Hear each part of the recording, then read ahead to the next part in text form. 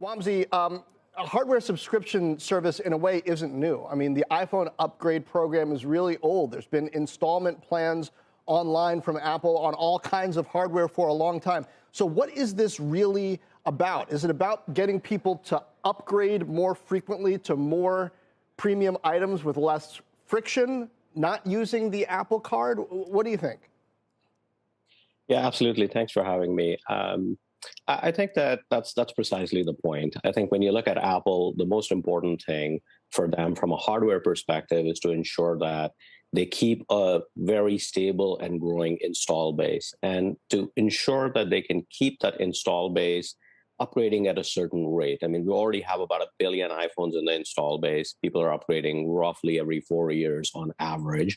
And the intent is to make that upgrade just more reliable, just make it like more frequent. And you're right, they've had the iPhone upgrade program in the US, but most people are still choosing to use carrier installment plans in many ways. Apple's doing some things to try to decouple from carriers by using eSIMs and things like that. I think more applicable globally, this is still not true. We don't have people buying on installment basis on a global basis. And so it does take away the friction. It increases the upgrade rate. And that has been an issue over the last decade. If you see the upgrade rates have stretched out, people suspect that it came in a little bit through the course of the pandemic. We don't think it mattered by a whole lot. But at this point in time, that's really the key focus. And that would be something appealing from an Apple perspective, where you can make sure that people upgrade very frequently. How does Apple do it? My sense is the reason why the carrier programs work is they've got that wireless bill to deal with, to leverage, where you're sort of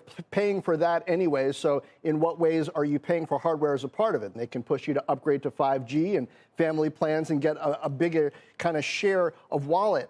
Does Apple have to incorporate some technology services, cloud services that people are paying for from another provider into this hardware subscription service in order for it to make sense?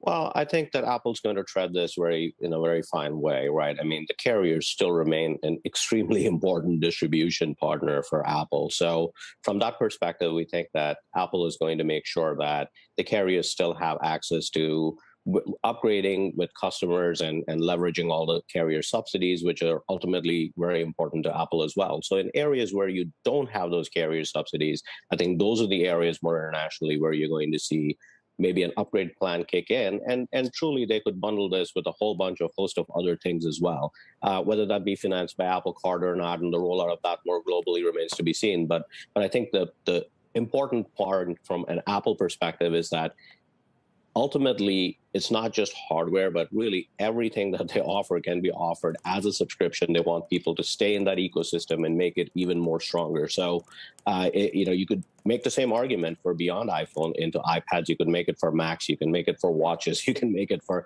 every device that they sell that you do want to upgrade to the greatest and latest at some frequency. And actually, it's interesting. Apple has published an eco report where you talk about replacement cycles for these devices, right? So they have an assumption around the replacement cycle of these. And I think that they have a very good view into that install base. And so the more frequently you can get people to do this, I think by bundling maybe some other services as well, but more broadly, the entire portfolio over time, I think that makes a lot of sense for them.